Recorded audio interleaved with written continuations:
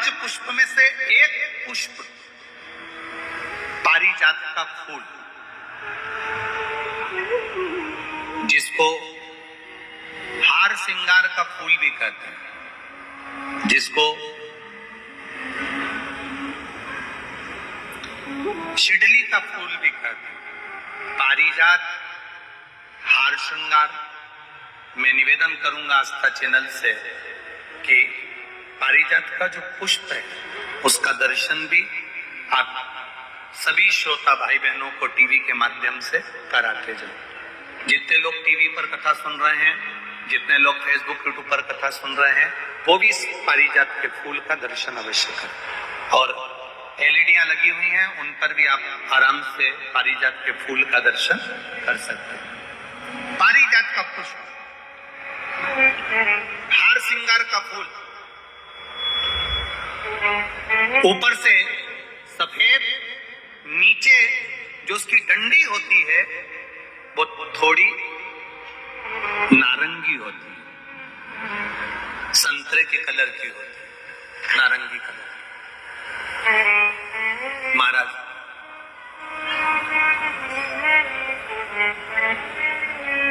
रात्रि में खिलने वाला ये फूल, रात्रि में जो फूल खिलता है ये पारिजात का, और हार श्रृंगार का जो ये पुष्प है, जिसको हार श्रृंगार भी कहते हैं, पारिजात भी कहते हैं, और कहीं कहीं इसको शिडली का पुष्प भी कहते हैं। ऊपर से सफेद होता है, नीचे उसकी जो डंडी होती है वो नारंगी कलर की होती है। शिव कथा कर रही है, शिव महापुराण का चरित्र कर रहा है। जिस समय पर संतान की प्राप्ति नहीं होती या किसी कारणवश, किसी कारण से हमारे यहां वंश की वृद्धि नहीं होती, तब देवाधिदेव महादेव की आराधना पारिजात के फूल से करी जाती है। अब उस पुष्प को चढ़ाने का एक तरीका है, जरा ध्यान दीजिएगा। पंच पुष्प शिव महापुराण की कथा आप लोग सुनने के लिए बैठे हो, बड़ी आस लगाकर बैठे हो, उसको समझिएगा। पारिजात का जो फूल शिव जी को चढ़ता है, भगवान देवाधिदेव महादेव को चढ़ता है, जैसे ये शिवलिंग है, मान लो ये शंकर भगवान का शिवलिंग है, ये जलाधारी है, ये जल नीचे गिरने का स्थान। आप लोगों ने पहले कथा सुनी है ना सबने, आपको सबको मालूम होगा।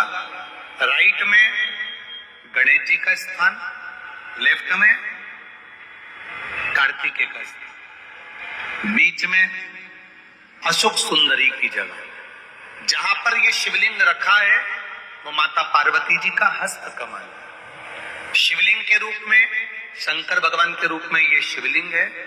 ऊपर से जो एक एक बूंद जलाधारी नीचे गिरती है वो शंकर भगवान की 5 लड़कियां, जया, विषहरा, शामली बारी, दौतली और देव, ये शंकर जी की 5 बेटियां हैं। वंश वृद्धि के लिए, कार्य सिद्धि के लिए, वैभव प्राप्ति के लिए, या अपने हृदय की सुख समृद्धि के लिए, संतान प्राप्ति के लिए पारिजात हार श्रृंगार के फूल की शिव जी को आराधना होती है। हार श्रृंगार का जो पुष्प होता है, अशोक सुंदरी वाली जगह पर हम पारिजात के पुष्प को समर्पित करते हैं। उसकी डंडी का जो मुख है वो शिवलिंग की ओर होता है जब अपन अशोक सुंदरी पर चढ़ाते हैं, और फूल का मुख इधर होता है। वापिस उसी पारिजात के पुष्प को उठाकर हम माता पार्वती जी के हस्त कमल पर, जो गोल हस्त कमल है, वहां समर्पित करते हैं। उस जगह पर माता पार्वती जी की ओर से जो पुष्प समर्पित किया जाता है, उसकी डंडी पारिजात की हमारी ओर होती है, पुष्प का मुख महादेव की ओर होता है। तीसरी जगह जब हम पारिजात के पुष्प को अशोक सुंदरी पे से उठाकर जगत जननी के हस्त कमल पर रखते हैं, हस्त कमल पे से उठाकर देवाधिदेव महादेव के शिवलिंग पर रखते हैं, उस समय पर पारिजात के पुष्प की डंडी शिवलिंग के ऊपर होती है और फूल का मुख अपनी ओर होता है। इस जगह पर पारिजात के पुष्प की डंडी के केसर से ही महादेव को त्रिपुंड लगाया जाता है और महादेव से प्रार्थना करी जाती है। अब पारिजात के फूल का केसर कैसे बनाना है वो भी एक बार आप लोग अच्छे से समझे। जैसे मान लो अभी पारिजात का तो फूल यहाँ पर नहीं है, पर आप टीवी पर दर्शन कर रहे होंगे। पारिजात पुष्प की जो पीछे की डंडी होती है, फूल सफेद और पीछे जो डंडी होती है नारंगी कलर की, केसरिया कलर की, उसको तोड़ लिया जाता है। तोड़कर ऐसी 25-50 फूल की पीछे की डंडी को तोड़कर उसको रख दिया जाता है। उसको धूप में नहीं सुखाते, केवल घर में उसको एक कटोरी में या थाली में रख दो, वो धीरे धीरे सूख जाएगा। सूखने के बाद उसको पीस लो, पीसकर उसका चंदन तैयार हो जाएगा पारिजात फूल की उस डंडी का। और जिस समय वंश के लिए, सिद्धि के लिए, कार्य सिद्धि के लिए या वैभव प्राप्ति के लिए हम पारिजात का पुष्प देवादिदेव महादेव को समर्पित करते हैं, उस समय इसी को पानी में घोलकर देवादिदेव महादेव को जब आप लगाएंगे तो जैसे केसर घुलती है, केसर का जैसे कलर होता है, केसर जैसी सुगंध करती है, वैसे की वैसे ही ये पारिजात की जो डंडी आप लोगों ने सुखाई है, वही डंडी का जो चंदन बनाया है, शिव जी को लेपन करा है, उस समय पर अपने हृदय की बात आपने जो देवादिदेव महादेव को कही है, बस वही सुगंध हमारे जीवन में आना प्रारंभ हो जाती है। वो पारिजात हार श्रृंगार। अब जरा ध्यान दीजिएगा, हार श्रृंगार के पुष्प, पारिजात का जो पुष्प है, सोमवार की अष्टमी पड़ने पर यदि हम देवादिदेव महादेव की पारिजात के फूल से आराधना करते हैं, स्मरण करते हैं, तो उसका फल भी हमें अधिक प्राप्त होगा। पारिजात का पुष्प, हम तो यहां तक कहेंगे अगर आपके यहाँ हार श्रृंगार का पेड़ लगा हो, पारिजात का पुष्प यदि आपके यहाँ होता हो, रात को खिलता है, सवेरे मिलता है, ऐसा पारिजात का अगर वृक्ष आपके यहाँ लगा हो तो प्रयास करना। 12 महीने शिवरात्रि आती है, बोलो आती कि नहीं आती? आती है ना 12 महीने। 12 महीने शिवरात्रि आती है। कैलेंडर पर एक गोला बनाकर रख देना कि हमको ये शिवरात्रि आई है, हर महीने की शिवरात्रि तुम्हारे ध्यान में रहेगी।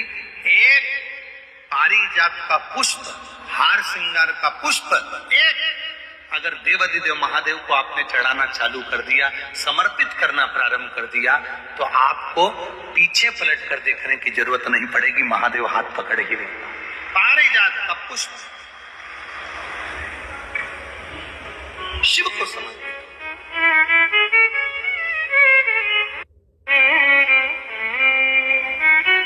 सफेद कलर का पुष्प है, आप टीवी पर दर्शन कर रहे होंगे।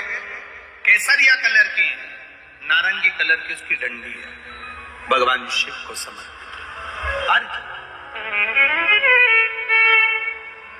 जब हम देवादिदेव महादेव को जल समर्पित करते हैं, भगवान शंकर को जब हम जल चढ़ाते हैं, उस समय पर भी भगवान को अगर तुम्हारे पास में थोड़ा सा पारिजात की जो डंडी है सुखाई है, आपने पारिजात फूल के नीचे की जो डंडी है उसको तुमने सुखाकर अगर चंदन बनाया है, तो वो चंदन आप प्रतिदिन भी देवादिदेव महादेव को समर्पित कर सकते हो। पारिजात पुष्प। एक बात और हमारे स्मरण में रहे,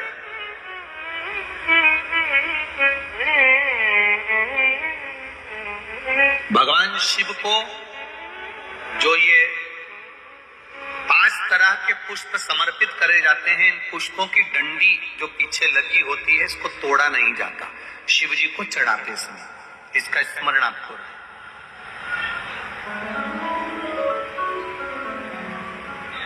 3 शिवालय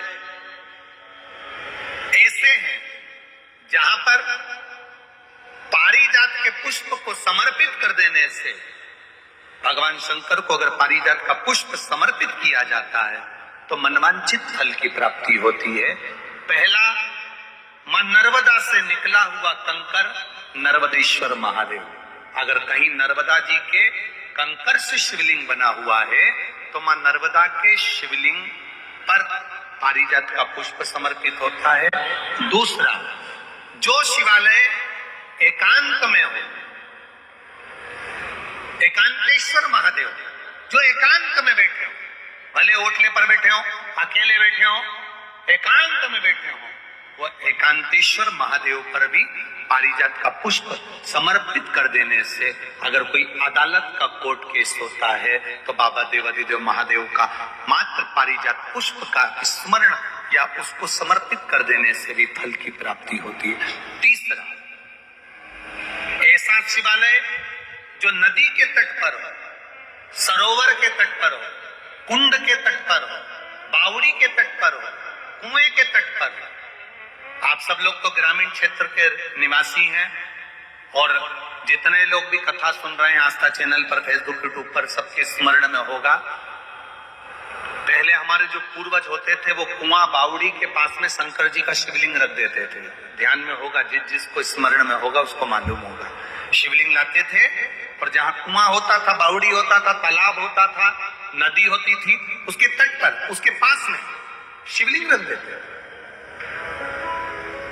कारण क्या है? किसी जलाशय, कुआं, बावड़ी, तालाब, नदी, सरोवर, इसके पास में जो शिवलिंग होता है उस शिवलिंग को बहुत सिद्ध करने की जरूरत नहीं होती। स्वयं गंगा मैया उस कुंड बावड़ी के रूप में रहकर शिवलिंग को सिद्ध कर देती है और वहां स्वयं विराजमान हो जाती है महाराज। वहां पर भी यह हार श्रृंगार पारिजात का पुष्प शिव को समर्पित किया जाए। 3 जगह ऐसी है जहां कभी मौका मिल जाए और तुम्हारे पास में पारिजात का फूल हो और कहीं तुम्हें मिल गया, तुमने आज्ञा ले ली, हम ये पुष्प ले लें क्या, और लेकर अगर आपने चढ़ाया है तो उसका फल